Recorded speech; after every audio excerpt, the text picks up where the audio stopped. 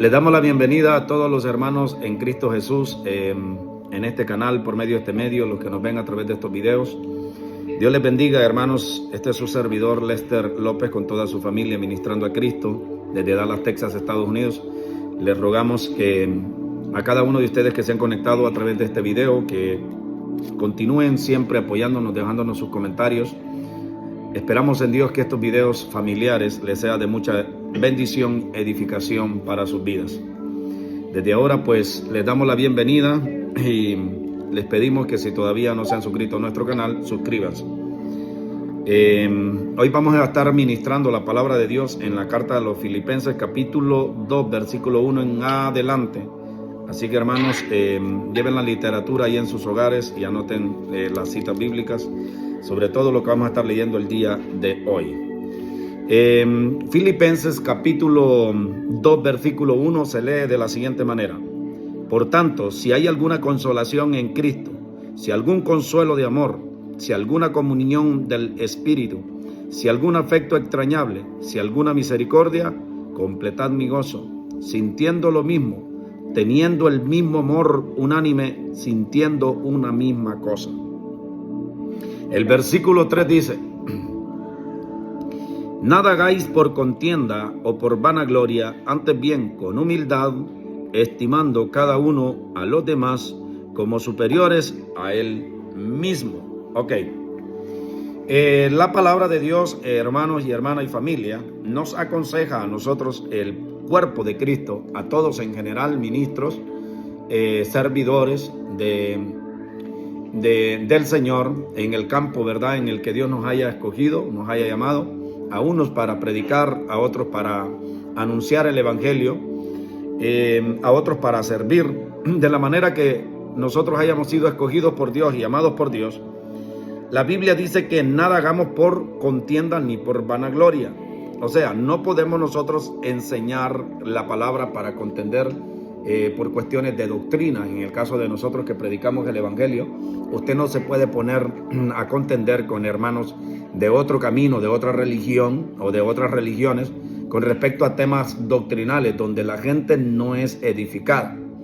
El problema de las contiendas, ¿verdad? Y el problema de esto, de hacerlo por contienda o hacerlo por vanagloria, en esto el oyente, el que nos oye, no es edificado, y en ninguna manera nosotros honramos el nombre de Cristo cuando predicamos el Evangelio por contender con otros o andamos aquí, como dice la Biblia, por vanagloria. O sea que nosotros andamos de vanagloriosos creyéndonos las personas más espirituales o los que cargamos más conocimiento del Evangelio de Cristo. Esto en nada enriquece el conocimiento de Dios o en nada favorece a los que nos escuchan hablar de tales cosas. Porque el envanecimiento es como la estopa o como el tamo, que al soplar el viento se desaparece. Así es todo aquel que anda envanecido en el camino de Dios, porque el envanecimiento en la vida del hombre le impide conocer a Dios. Usted se puede llenar de un envanecimiento falso, creyendo usted que sabe las Escrituras. Usted lo va a andar haciendo en su fuerza porque Dios no va a estar con usted. Ahora, cuando usted predica por contienda, tampoco el Espíritu Santo lo va a usar para eso.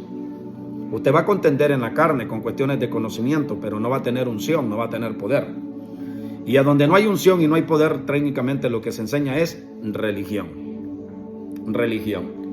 Porque las religiones son las que dañan, las religiones son los que corrompen el Evangelio de Cristo, las religiones son las que matan, ¿verdad?, el buen consejo, la buena enseñanza que viene de parte del Espíritu Santo de Dios a nuestras vidas. El Señor nos aconseja a nosotros, que hemos alcanzado un poquito de madurez en el camino del Señor, que nada hagamos por contienda ni por vanagloria, antes bien con humildad, dice, estimándonos cada uno a los demás como superiores a uno mismo. O sea, de que el concepto que usted debe tener de mí es que yo soy superior a usted. Por eso usted no se puede poner a contender conmigo, porque usted considera en su corazón de que yo soy superior a usted, que yo lo supero. En el campo que usted crea que yo lo supero, yo lo supero. Y el concepto que yo debo tener, ¿verdad?, acerca de ustedes, es que yo no me puedo poner a contender con ninguno de ustedes porque yo los considero a ustedes que ustedes son superiores a mí. Entonces, teniendo esta regla, usted no buscaría pleito por cuestiones de doctrinas con nadie. Con nadie usted andaría midiendo su conocimiento, su sabiduría que Dios le ha dado. Al contrario, con humildad usted predicaría el evangelio, porque sabe que todos los que tiene a su alrededor son suficientemente capaces como usted. Entonces, esto le daría a usted el ser humilde delante de Dios. Y ese es el camino que Dios nos enseña a nosotros los predicadores. Porque acuérdense, por muy alabado que sea el hombre en la sabiduría de Dios, o por mucho conocimiento que usted llegue a tener del camino de Dios, siempre hay alguien que sabe más que usted. Enseñe y predique bajo esa regla, que siempre hay alguien que está por encima de lo que usted cree que es imposible que otros hayan logrado. Siempre hay alguien que ha logrado más que usted y más que yo. Teniendo esta regla usted en cuenta, es imposible de que usted se pierda. Es imposible de que usted tropiece en el camino de Dios. ¿Por qué? Porque al saber que en el auditorio donde usted se pare a predicar hay uno o varios sabios, entendidos, conocedores del evangelio, con mucho recorrido en el evangelio, con mucha experiencia en el evangelio, usted va a predicar el evangelio con humildad. Y esto es lo que Dios quiere, porque Dios exalta a los humildes, más humilla a los altivos, a los vanagloriosos, a los soberbios, a los que predican el evangelio por contienda. Ahora, el versículo 4 dice: no mirando cada uno por lo suyo propio, sino cada cual también por los de los otros. O sea, de que el andar en un caminar con Cristo, sinceramente, honestamente, es que usted no busque el bien suyo.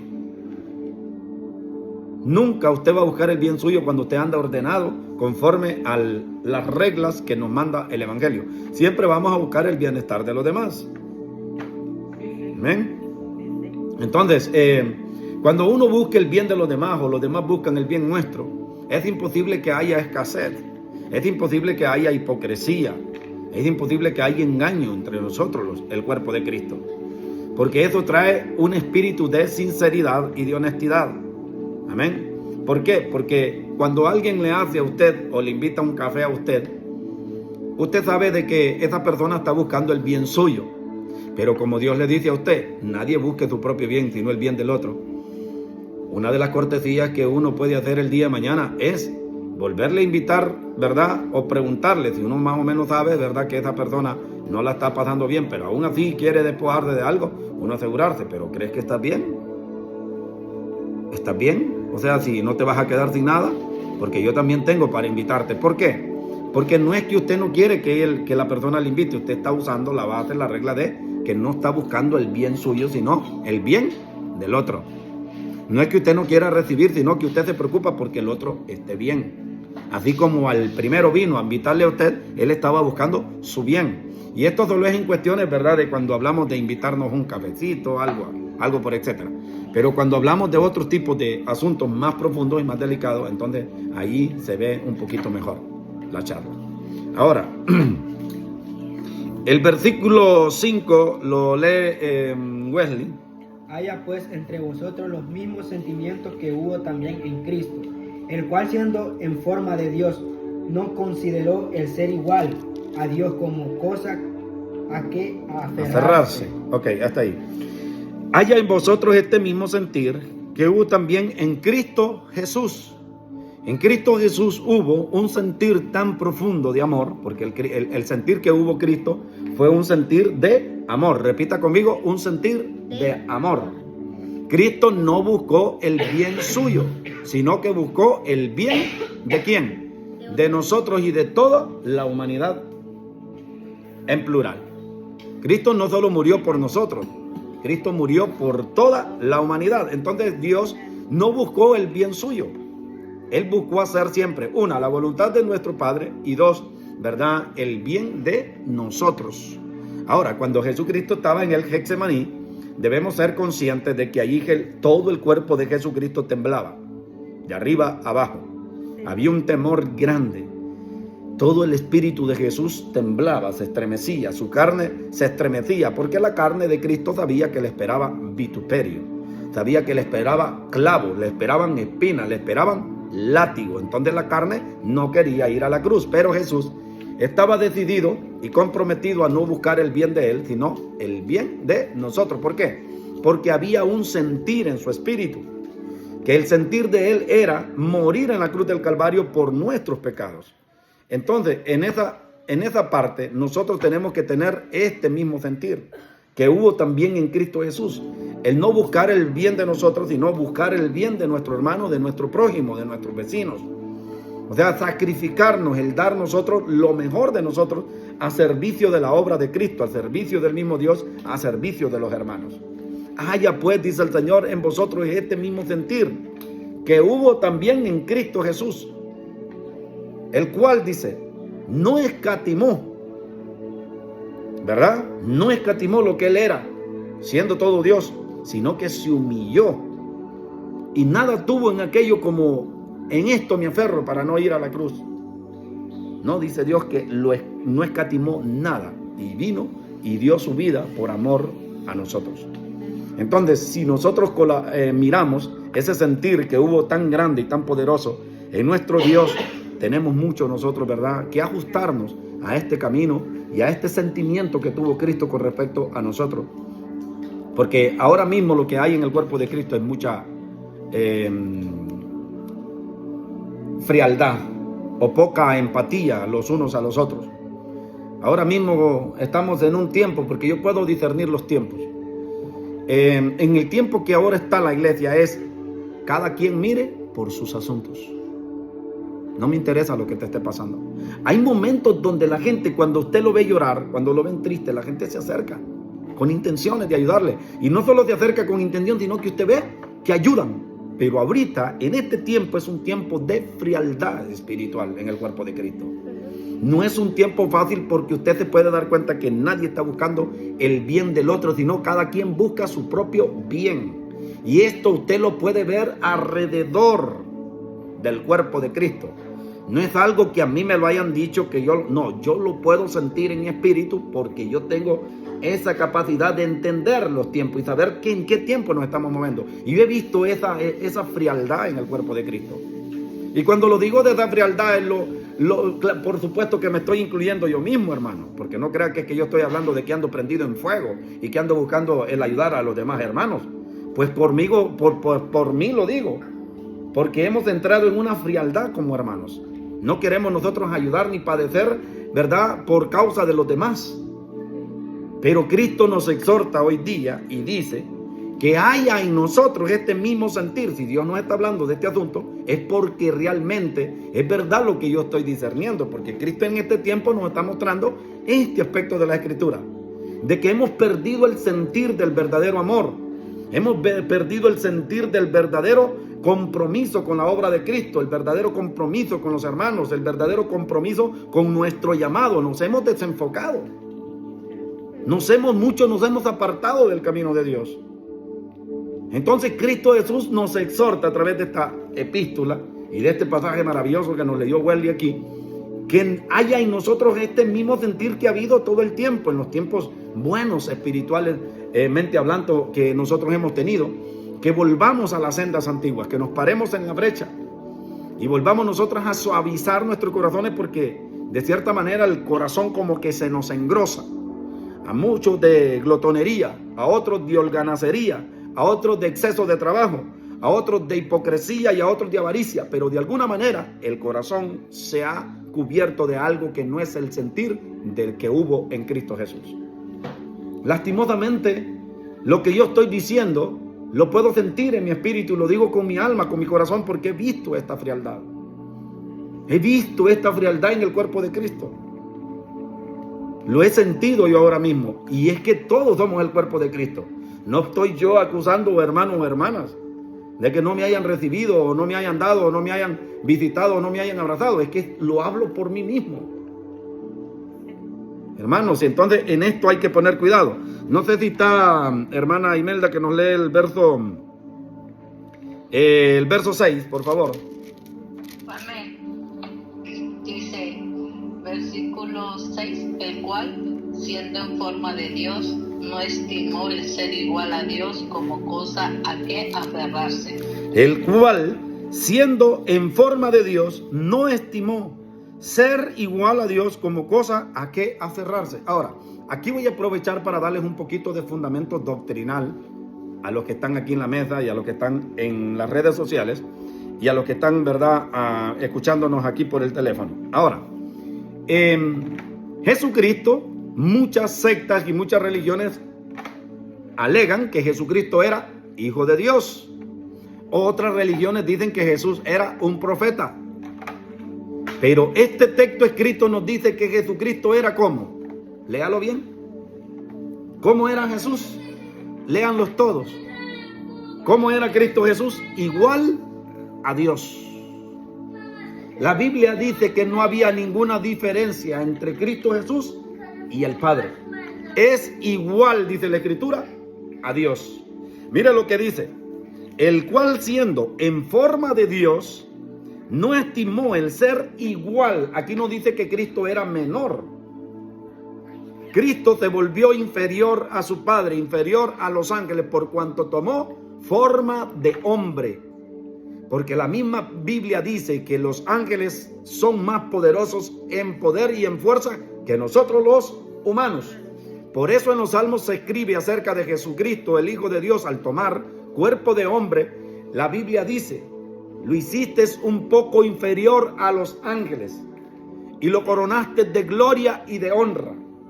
¿De quién hablaba este pasaje bíblico? De Jesucristo, el Hijo de Dios. Por cuanto Jesús se viste de hombre, Él dejó toda su gloria, se quitó toda su grandeza, se quitó toda su sabiduría, renunció a todo su poderío, renunció a toda la gloria, a toda la honra, a toda la majestad. Él se desvistió de todo, de ser un Dios, y se vistió de un hombre débil, semejante a nosotros. Por eso Él se vino a ser inferior aún que los ángeles. Entonces muchas sectas, ¿verdad?, toman ese pasaje bíblico para quitarle mérito a Jesucristo, diciendo que Jesucristo no puede ser Dios, que Jesucristo no es Dios, porque incluso los ángeles son mayor que Él, porque está ese texto escrito en los Salmos que le acabo de explicar. Claro que los ángeles eran mayor que Jesús cuando Jesús estuvo dentro de un cuerpo carnal, vestido de un hombre. Allí los ángeles eran más poderosos que Jesucristo, ¿verdad? Pero Jesucristo nunca perdió Él la esencia del ser todo Dios. Él seguía siendo Dios, arriba en los cielos y abajo en la tierra. Eso no cambió. Ahora, lo que cambió fue el poder, porque Él se limitó al meterse en un cuerpo como nosotros, un cuerpo de hombre. De hecho, la Biblia no niega la humanidad de Cristo. La Biblia dice que Jesucristo lloraba. Lloró cuando murió Lázaro. La Biblia dice que Jesucristo se cansaba. Se cansó cuando se paró en el pozo para hablar con aquella samaritana. Dice que cansado del camino, había un pozo ahí, se detuvo y habló con esta samaritana. La Biblia no niega la humanidad de Cristo. La Biblia dice que Cristo tropezaba camino a la cruz, cargando la cruz, camino a ser crucificado. La Biblia dice que este varón perfecto que era Cristo gemía y se dolía del dolor allá en el jardín del Edén. No niega la humanidad, pero no niega que Él sea Dios todopoderoso. ¿Por qué? Porque cuando Jesucristo entró en este mundo, lo adoraron todos los ángeles. Adoren a los ángeles que están en el cielo, dice la palabra de Dios. Cuando Jesucristo, cuando el primogénito, dice la Escritura, fue introducido en este mundo. Entonces, bendito sea Dios. Aunque Él vino y nació como hombre, arriba en los cielos lo reconocían como Dios. ¿Por qué? Porque a nosotros, que vino la palabra, a nosotros nos llamó dioses. En la ley está escrito que nosotros somos dioses. Mas los israelitas no aceptaban a Jesús ni siquiera como hijo de Dios. Por eso Jesús los confronta, dice: si la ley dice que a los que les fue enviada la palabra les llamó dioses, ¿os enojáis conmigo porque digo hijo de Dios soy? ¿Os enojáis conmigo con aquel dice que el Padre santificó? Si la palabra misma nos llama dioses a nosotros con D minúscula, ¿cuánto más aquel que Dios santificó para que diera su vida por nosotros los pecadores? Entonces, Él no pierde la esencia. Y este es un tema largo, ¿verdad?, que podríamos debatirlo, pero la Biblia dice: el cual siendo en forma de Dios, no estimó el ser igual a Dios como cosa a que aferrarse. El versículo 7, Josías, por favor.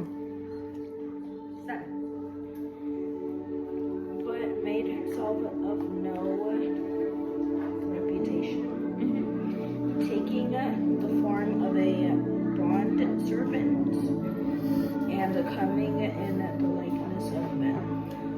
Ok, sino que se despojó a sí mismo, tomando forma de siervo, hecho semejante a los hombres. Ahora, usted debe saber que los siervos, los que eran siervos, eran los que eran criados, comprados por precio de dinero, o que habían nacido bajo cautiverio en la casa de sus amos.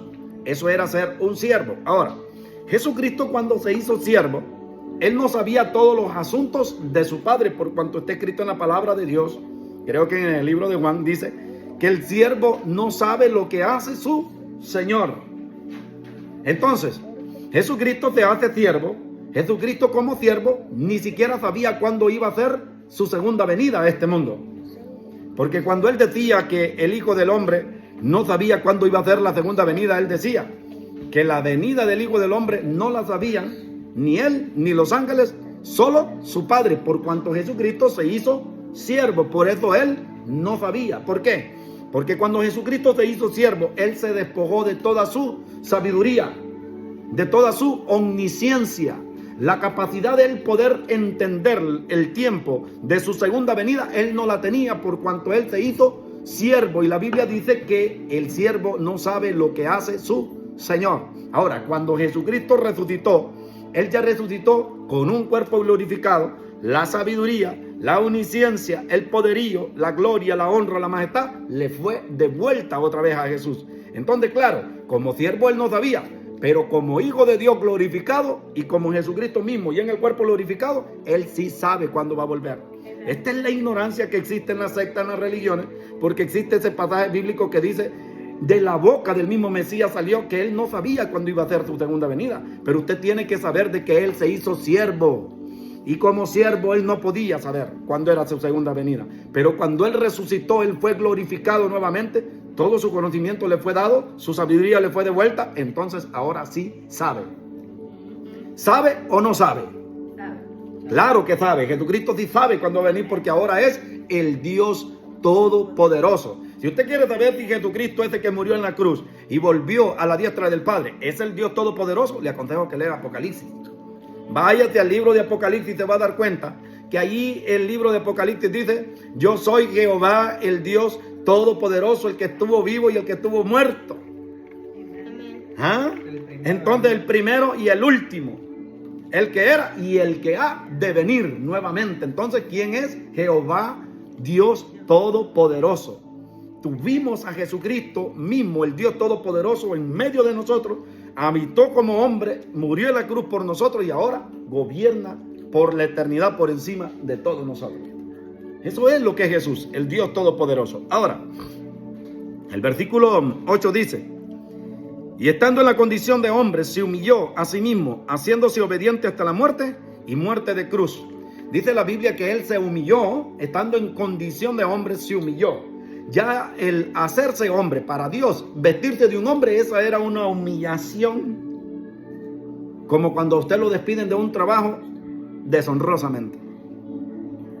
Cuando usted, por ejemplo, lo despiden o lo atrapan robando, que lo fichan y le toman fotitos delante de todo el mundo. Eso es una vergüenza terrible, la que cualquier ser humano le podría, ¿verdad?, pasar. Eso es una vergüenza terrible.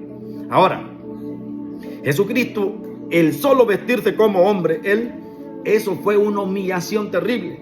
Pero eso no era nada comparado a lo que hicieron con Él. Que lo escupían su rostro, que lo maltrataron, que le daban de bofetadas, que lo crucificaron, que lo latigaron, que le metieron una... Eso fue una humillación terrible la que hicieron con Jesús.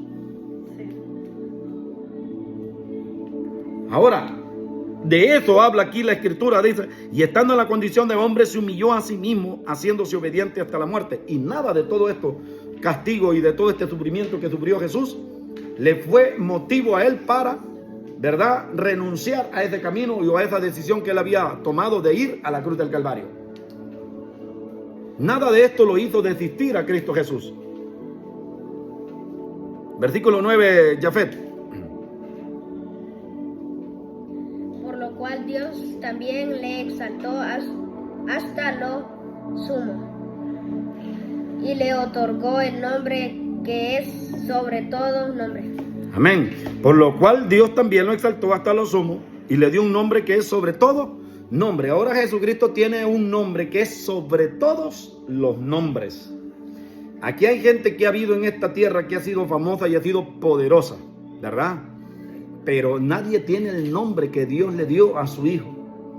El nombre de Jesucristo está por encima de todos los reinos, de todos los principados, de todos los potestades, por encima de todos los ángeles, arriba en el cielo.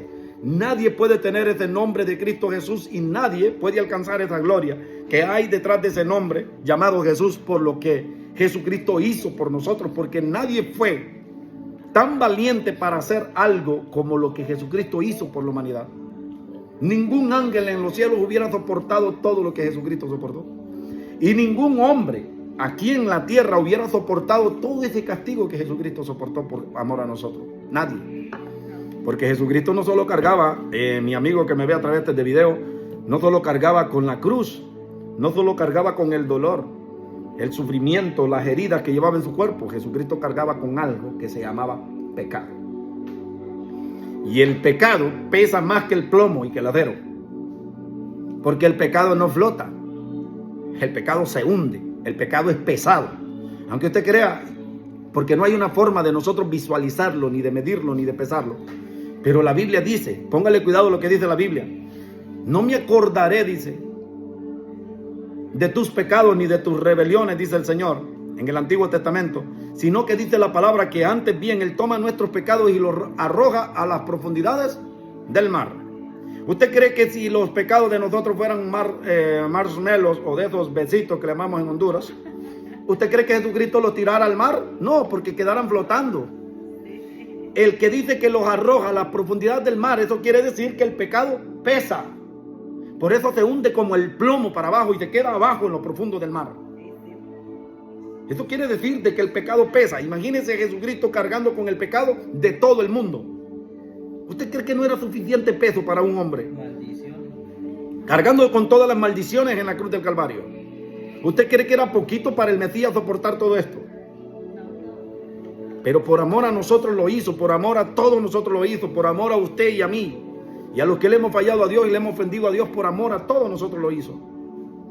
Por eso se entregó Él, por eso murió Él.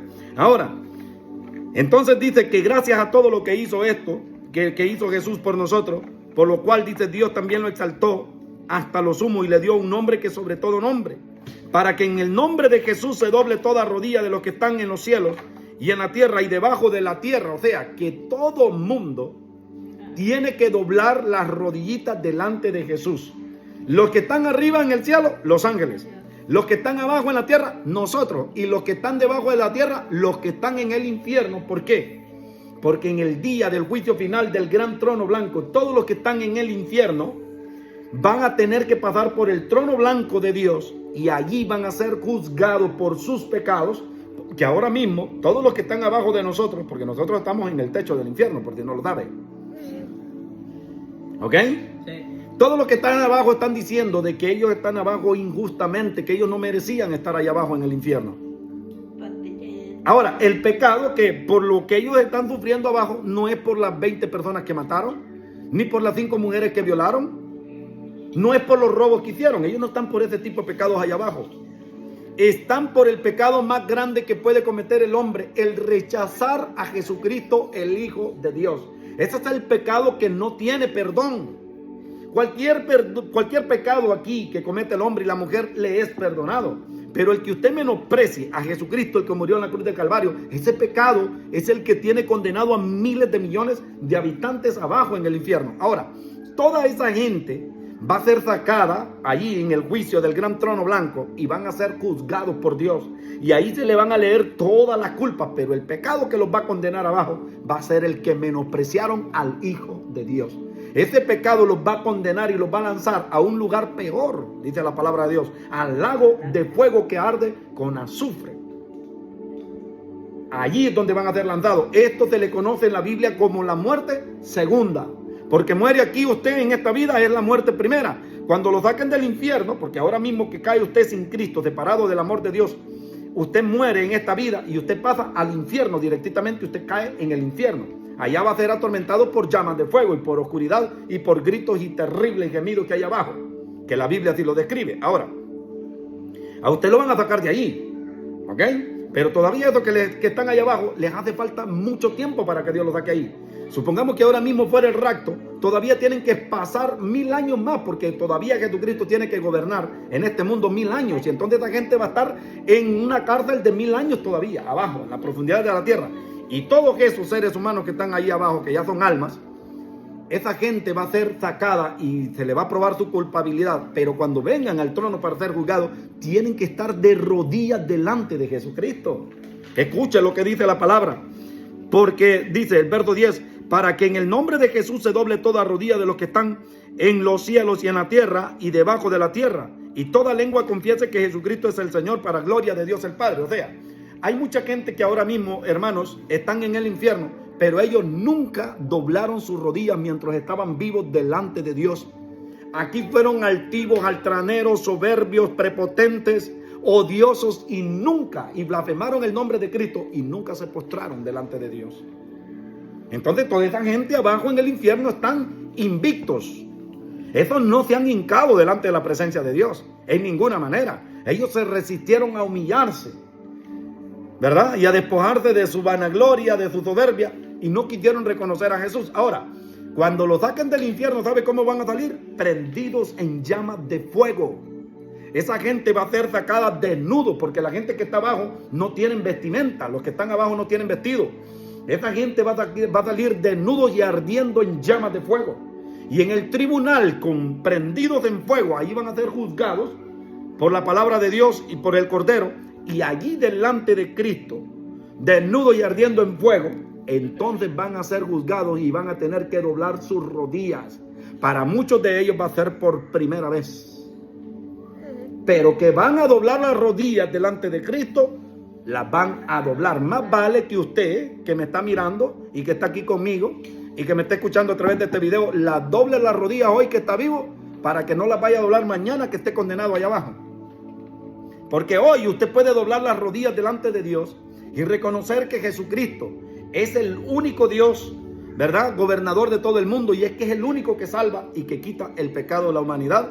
Más le vale que usted reconozca hoy y que nosotros reconozcamos hoy que solo en Jesucristo hay vida, y que nos humillemos hoy en tanto que tenemos esperanza de arrepentirnos.